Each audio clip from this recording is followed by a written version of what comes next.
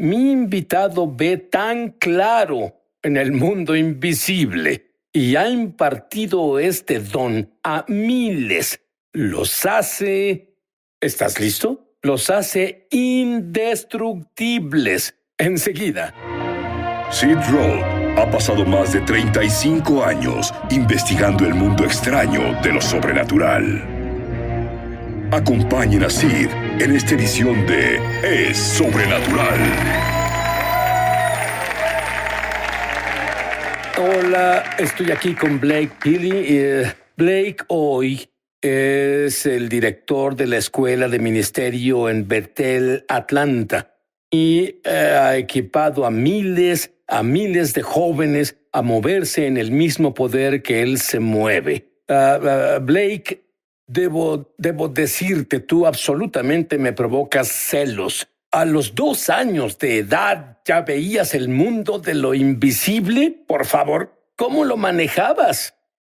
Bueno, pasó como en etapas. Cuando era muy joven, todo lo que vi en el espíritu fue tan normal para mí como todo lo demás, porque recuerdo que era joven y solo tomaba todo en sentido literal. Al crecer un poco más, en especial a los 9 o 10 años, siempre hablaba sobre algunas cosas que veía y recibía miradas raras de mis amigos y me hizo pensar, bueno, tal vez esto es algo de lo que no se deba hablar o es descortés hablar de eso, y me hizo comenzar a callarme. Tus padres eran cristianos, pero no entendían esto. Sí, crecimos en una iglesia que en realidad no sabe cómo funciona lo sobrenatural, así que en realidad no saben qué buscar. Tengo curiosidad. Cuando viste los ángeles, ¿se veían como humanos? ¿Cómo los veías siendo niños, si lo recuerdas? Sí, había una amplia variedad. Unos parecían más o menos personas. Recuerdo estar en un servicio de adoración y veía ángeles que eran como mujeres jóvenes, tenían cabello largo, pero usaban túnicas doradas sueltas y cargaban pendones y saltaban grandes distancias durante la adoración. Bueno, eso suena como un mejor entretenimiento que lo que vemos en la televisión. Definitivamente. Bien, pero luego comenzaste a ver claramente el lado oscuro a los 9. ¿Cómo es? ¿Qué ocurrió? Sí, entonces veía demonios de vez en por horas. Me acostaba en mi cama sin poder dormir, solo completa y totalmente aterrado. ¿Hablaste con tus padres sobre esto?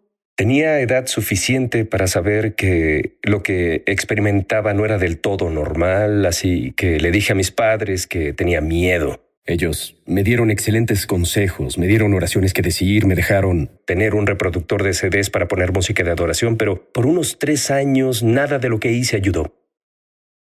Pero luego Dios tuvo piedad y envió a tus padres a una nueva iglesia que creía en lo sobrenatural y por supuesto fuiste con ellos. ¿Qué efecto tuvo eso en ti? Sí, en realidad fue un punto crucial en mi vida. Nos mudamos al otro lado del país y fuimos a una iglesia activa. En realidad eran activos en enseñar los dones del Espíritu, en especial profecías. Así que fui a una clase profética, oí, y al escuchar diferentes formas en las que las personas oyen la voz de Dios, visiones, sueños y todo eso, fue la primera vez que tuve un contexto real y sólido para saber qué sucedía, hasta el punto donde no sabía si estaba loco o el diablo había decidido arruinar mi vida.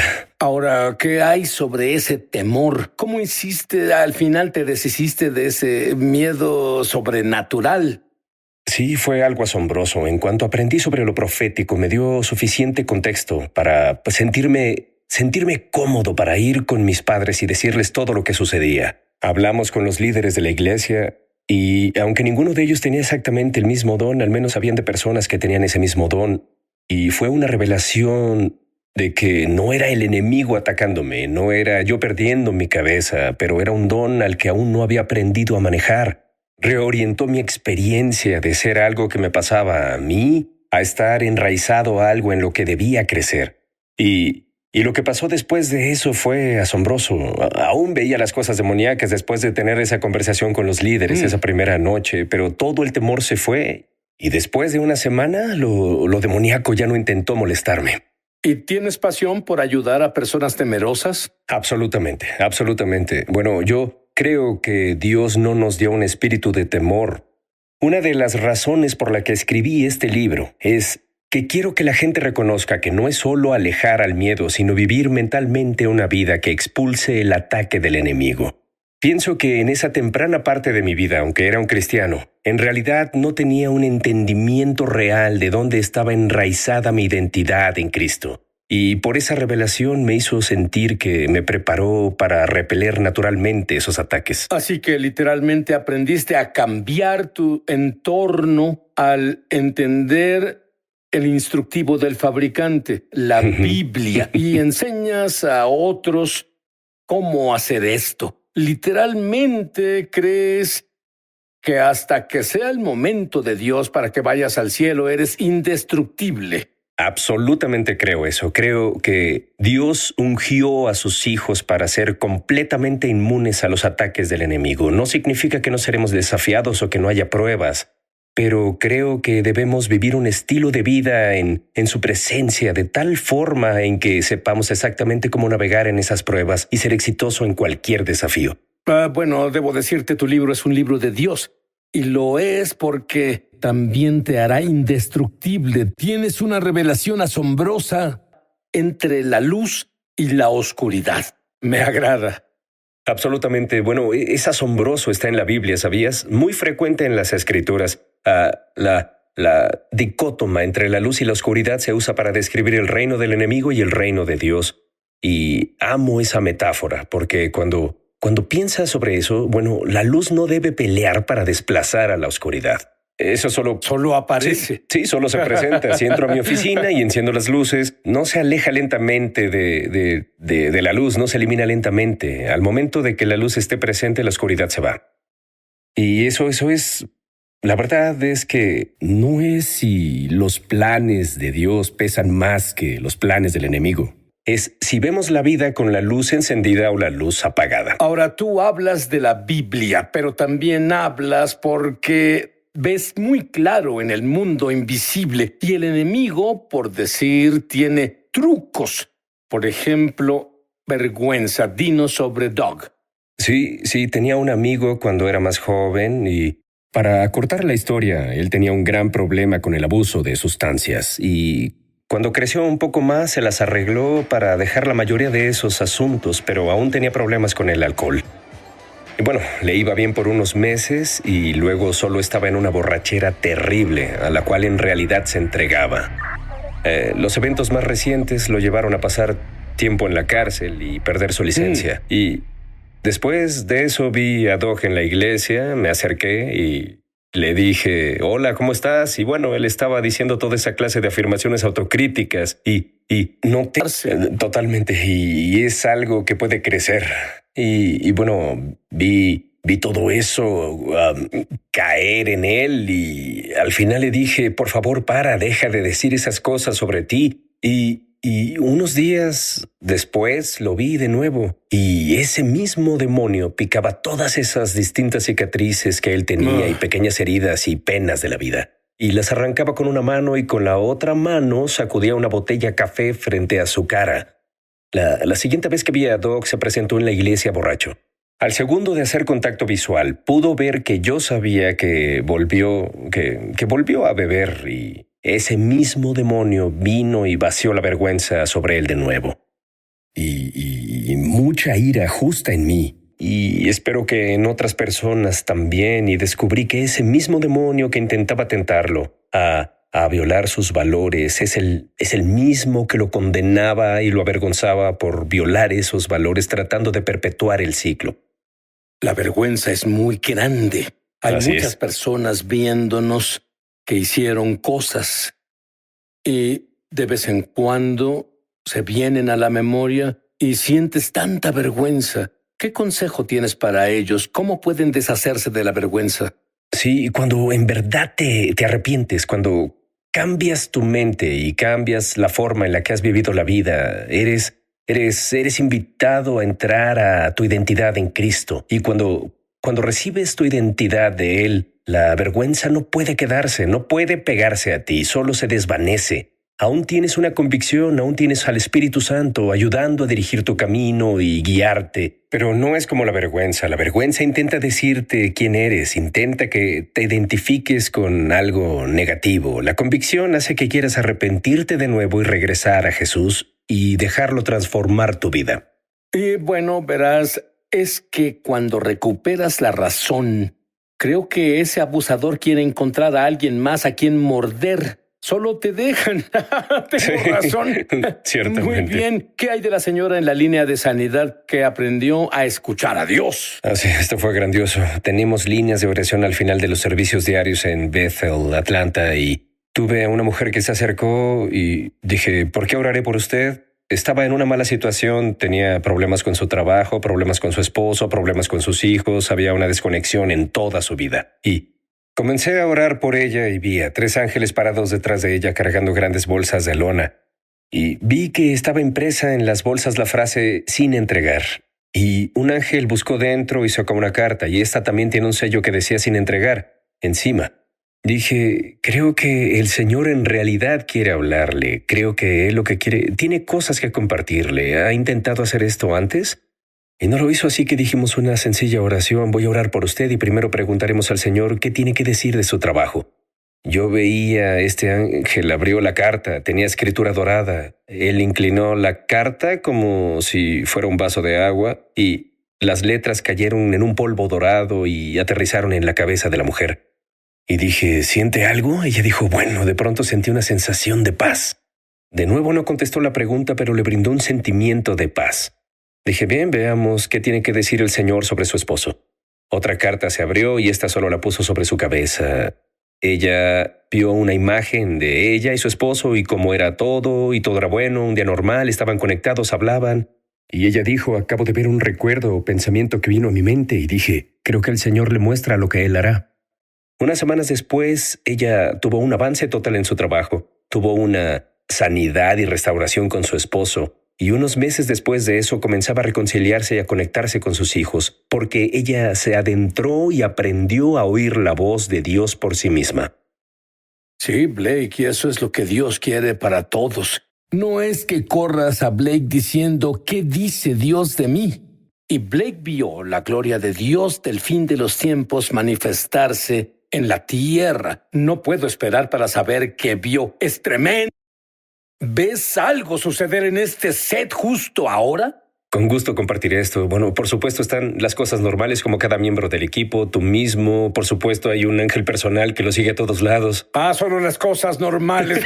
Bien. Pero una cosa se destacó para mí y pienso que eso fue genial. Vi 3 ángeles justo en este lado del set y tenían báculos dorados y estas alas grandes y hermosas, y cada pluma de las alas tenía un color diferente. Le pregunté al Espíritu Santo qué era y lo escuché decir que es la impartición de hoy y es cada impartición que hubo antes. Es una invitación al cuerpo de Cristo para que despierte sus dones. Y tú hablas sobre algo que es tan importante que nuestros televidentes entiendan. Lo llamas el panteón de los sueños. Sí, esta es una visión que tuve y que aún me hace temblar. Estaba justo frente a mi casa con mis hijos cuando de pronto giré y miré y vi a Jesús parado al final de mi entrada. Y se veía glorioso, era alto, usaba unas túnicas hermosas. Y miré detrás de él y vi estos enormes, parecían enormes archiveros, pero eran tan altos que incluso bloqueaban el sol. Y estaban en todos lados. Miré a la izquierda, miré a la derecha, llegaban tan lejos como alcanzaba a ver. Y dije, Señor, ¿qué es esto? Lo escuché decir, un panteón. Y pensé, ¿por qué está frente a mi casa? Y luego él dijo, es un panteón de sueños. Y volví a pensar, ¿por qué está frente a mi casa? No puede haber tantos sueños para este pequeño vecindario, ¿entiendes? Pero luego él dijo, no, este panteón cubre la tierra entera. Y luego hice la pregunta correcta, dije, ¿de quién son los sueños? Y Jesús dijo, son mis sueños. Y en este punto miré y me di cuenta que había grandes filas de cajones y algunos de estos se veían tan hermosos, se veían adornados, estaban hechos de mármol y de oro e incluso algunos tenían flores en ellos. Y otros eran simples, gris pizarra, tal como un archivero. Me di cuenta de que había una diferencia entre los cajones. Luego oí a Jesús decir, no todos mis sueños se realizan. Y él dijo, ¿quieres verlos? Y él caminó hacia adelante y abrió uno de los cajones grises, uno de los muertos, y en realidad era un cajón largo. Desde el frente hasta atrás estaba lleno de todas esas hojas de papel, y él sacó algunos de esos papeles. Y la mejor forma de describir lo que estaba en esos papeles era el más elaborado plan de negocios que he visto. Todo pensamiento, cada pieza de equipo, todo el personal, todo lo que se necesitaría para lograr esa meta en particular estaba planeado, pensado y preparado, pero estaba ahí como un plan. Y él me llevó y abrió uno de los cajones, uno de los cajones hermosos, uno de los adornados. Y estaba asombrado que cuando lo abrió vi un par de pies ahí dentro y me incliné un poco y miré y pude ver a una persona entera. Miré arriba a Jesús y él dijo: todos mis sueños se realizan a través de mis hijos. De inmediato me di cuenta que los sueños que se realizaron eran representaciones de lugares donde las personas dieron su vida por los planes de Dios, que ellos decidieron dedicar sus vidas y su tiempo aquí en la tierra para lograr los propósitos y planes de Dios. Y los cajones grises representaban planes donde las personas no decidieron hacer eso y dejaron el plan ahí guardado. Rápidamente noté que había más cajones grises que de los cajones que eran hermosos y sentí un tipo de ira surgir en mí. Y sin siquiera pensar, giré hacia él y le dije: ¿y por qué lo soñaste? Y de inmediato él dijo, y cuando lo dijo se eliminó toda la ira en mí, él dijo: nunca perdí la esperanza en mis hijos. No importa cuántas veces mi esperanza sea diferida. Luego hizo una pausa por un momento y dijo: ¿quieres ir a tu cajón?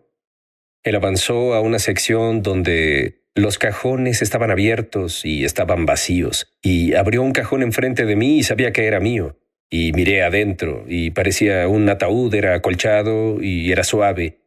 Y era tan ancho como un archivero, y miré mi cuerpo y soy algo más ancho que un archivero. Y bromeando dije: parece que es algo pequeño. Y él dijo: así es, no hay lugar para tus sueños ahí, solo los míos. Y luego dijo: pero no te preocupes, yo sostengo tus sueños por ti. Y supe en ese momento que no era una promesa de poner esos sueños ahí conmigo o que retendría esos sueños. Simplemente fue una invitación a confiar en él. Queriendo hacer solo eso, entré en el cajón, y al segundo de entrar en el cajón me pasó algo que solo me pasó una vez anterior que yo recuerdo en mi vida. Cuando veo el espíritu, se interpone con todo lo demás que veo y es algo natural ahí. Pero esto fue diferente, fue una visión abierta total. Aún podía sentir el suelo debajo de mis pies, oír a mis hijos jugar, pero todo lo que podía ver no era más que la visión que Dios me mostró. Y me encontré arriba en el cielo, como a la altura de un avión, y miré abajo y había una ciudad debajo de mí. Miré a la izquierda, miré a la derecha y había otras personas, tan lejos como alcanzaba a ver, y miré detrás de mí y vi a Jesús ahí, tan glorioso como estaba antes.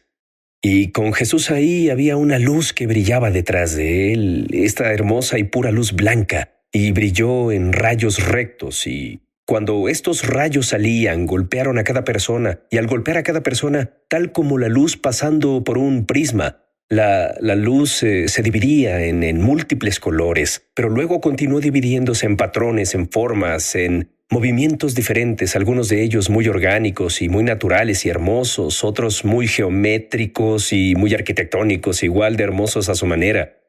Y luego lo escuché decir: mira lo que hace.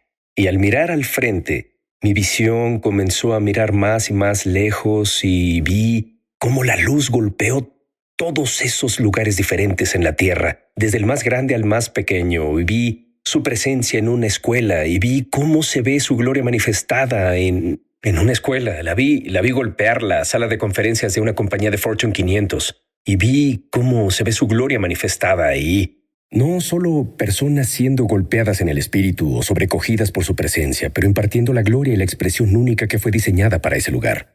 Y por lo que parecieron horas, vi lugar tras lugar, todo nivel social. Vi a los hijos de Dios correr hacia un corazón herido, hacia un huérfano de madre o de padre, e impartió sanidad y entereza. Y eso fue la cosa más hermosa que he visto. Y continuó por lo que parecieron horas. hasta que finalmente parpadeé y estaba de vuelta en mi entrada. Lamento que parpadearas. Sí, no debí parpadear. Parpadeé, volví a mi entrada y Jesús estaba frente a mí. Y dije, ¿qué fue eso? Eso es lo que va a pasar, eso es lo que puede pasar. ¿Qué es eso? Y él dijo, ya comenzó. Y entonces descubrí que puedo imaginar cómo se vería la gloria de Dios mostrándose en una iglesia. Puedo imaginar cómo se vería eso. Desde mis años mozos puedo imaginar cómo se vería la gloria de Dios en un campus escolar. Pero hay muchos lugares en la tierra en los que en realidad no sé cómo se vería su gloria manifestada, cómo se vería en un taller, cómo se vería en un despacho legal, cómo se vería en el dentista. Estamos caminando por un camino por el que nunca habíamos caminado antes y las acciones antiguas no van a funcionar. Sí. La única cosa que funcionará es tu propio conocimiento experiencial de Dios a través de Jesús. Dile a Dios que te arrepientes de tus pecados. Cree que Él te perdonó por cada cosa mala que hiciste en tu vida porque Él pagó el precio por ello. Y luego con tu boca di, Jesús, ven a mí, vive en mi interior y sé mi Señor. Con tus propias palabras, pero hazlo ahora. Comencé a investigar eso, en realidad estudié eso, y descubrí que había dos aspectos de esa visión. Primero, el Señor está impartiendo una unción para sanar y liberar que el mundo no ha visto jamás. De hecho, creo que entramos al mejor tiempo de la iglesia que haya habido jamás. Si piensas en los mejores milagros, las muestras más milagrosas de las que has oído de todos los grandes generales, se opacan en comparación a la temporada en la que entraremos. La segunda cosa que el Señor me dijo es que una unción será liberada, que literalmente restaurará las bases del cuerpo de Cristo. Así que esto se trata de la identidad. Lo que va a pasar es que la iglesia va a descubrir quién es Él, quién es ella. Y cuando eso pase, las personas literalmente se liberarán al instante. Quiero que imagines algo. Imagina a alguien que ha sido endemoniado por 20 años y entra a un servicio y en 5 minutos esa persona es instantánea y permanentemente liberada. Veremos eso comúnmente en todas las iglesias por todo el mundo. Tú usas un término, dices la iglesia tiene crisis de identidad. ¿A qué te refieres con eso? Sí, de hecho la iglesia no ha entendido no solo quién es, tampoco lo que tiene. Verás, hubo algo que el Señor me mostró recientemente. En Génesis 22:17, hizo Dios una promesa específica a Abraham, que muchas personas nunca leen en la Biblia. En Génesis 22:17, Él dice esto, te bendeciré de tal manera y multiplicaré tu descendencia. ¿Sabemos eso? Pero Él da una promesa específica. Él dice, tu simiente poseerá las puertas de sus enemigos. Nota que está escrito en hebreo singular. No solo habla de Isaac, no solo habla de Jacob, Él habla de Yeshua. Es una profecía mesiánica en el Antiguo Testamento, la cual se cumplió en Mateo 16. Jesús se acercó a Pedro en Cesarea de Filipo y dijo, ¿quién dicen los hombres que soy? Es una pregunta de identidad. ¿Quién dicen los hombres que soy? Él dice, seguro eres el Cristo, el Hijo del Dios vivo. Y le dice a Pedro, ningún mortal te reveló esto sino mi Padre. Y yo te digo que tú eres Pedro. Y una vez que Pedro tuvo la revelación de quién era Yeshua, Jesús le dio la revelación de quién era Él. Y Él dice, sobre esta roca edificaré mi iglesia o eclesía. Y oye esto, las puertas del infierno no prevalecerán contra ella. Y lo que ates en la tierra será atado en el cielo. Lo que desates en la tierra será desatado en el cielo. Esto se llama autoridad del reino, de la esfera de Dios. Y lo que pasa es que la iglesia no entiende que no solo es para algunas personas de la iglesia hacer la liberación o guerra espiritual, sino que es una profecía mesiánica cumplida en el Mesías, que nos da por derecho de nacimiento el poder, la autoridad y el dominio de cerrar cualquier puerta del enemigo en la vida, de poseer cualquier puerta de la esfera de la oscuridad, ya sea alcohol, drogas, ya sea sobre una ciudad o una nación. Y te lo digo, Sid, Siento la unción mientras hablo. También yo. Un gran avivamiento se aproxima. Y van a ser madres, van a ser cosa más espantosa que había visto. Y él se acercó como a 2 centímetros de mi cara y dijo, ¿quién te crees que eres? Puedo destrozar. Y yo no sabía mucho sobre liberación o guerra espiritual, pero todo lo que sabía decir era, soy un hijo de Dios. Tomo autoridad sobre el espíritu que te controla en el nombre de Yeshua. Él cayó al suelo, ¡pum!, y en cuestión de minutos estaba liberado. Pero aprendí algo. El poder de Satanás está en la crisis de identidad, en el engaño. Está en la mentira de decirnos que somos algo que no somos, que no tenemos lo que ya tenemos. Y si él puede hacer eso, puede mantenerte en esclavitud. Pero cuando las personas saben quiénes son, Jesús dijo, conocerás la verdad, y la verdad te hará libre. Hasta que el cuerpo de Cristo reconoce la verdad sobre quiénes somos y de quién somos, permitiremos que Satanás habite territorio en nosotros donde no tiene permiso para habitar. Y hay muchos cristianos que están temerosos del diablo. Sí. Habla con ellos ahora. Pues tal vez estés escuchando hoy. Y, por cierto, alguien ha sido sanado, al instante, ahora mismo, de presión arterial alta. Alguien sufre de dolor en su espalda y ahora estás sanando. Pero quiero decirte algo. No tienes que temer al enemigo. De hecho, si crees en la palabra de Dios, el enemigo te temerá. Te digo que de hoy en adelante nunca vivirás atado, y vas a ser liberado por el poder de Dios. Siento la unción llegando a donde estás, para liberarte, para que Dios pueda usarte como libertador. Keenan, cuando volvamos voy a pedirle a Keenan que ore por ti. Él tuvo una visión de un ángel. Yo te prometo que cuando captes esta visión, valdrá todo lo que el dinero pueda comprar, porque es quien Riches vio. Puedo decir que cambió mi vida, y te prometo que va a cambiar tu vida por siempre. ¿Qué pasó? Oraba un día, como lo hago seguido, y meditaba, y de pronto tuve una visión abierta de un ángel. Este ángel medía unos 3 metros. Su pecho expandido medía 1,5 metros, una enorme coraza. ¿Puede jugar en mi equipo de básquetbol? Seguro que sí. Y tenía una espada dorada. Es masivo, intimidante, regio, todo en uno. Y le pregunté al Señor, dije, ¿es este un poderoso arcángel? Y el Señor dijo la cosa más interesante. Él dijo, ese ni siquiera es un ángel, ese eres tú en la esfera espiritual. Y cuando oí eso, literalmente me asombró.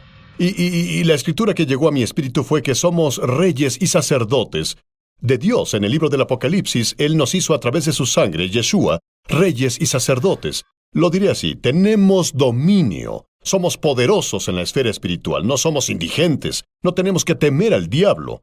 Cuando descubrimos que la persona que vi en esa visión somos nosotros, el diablo literalmente huirá de nosotros. Oye, ¿sabes qué?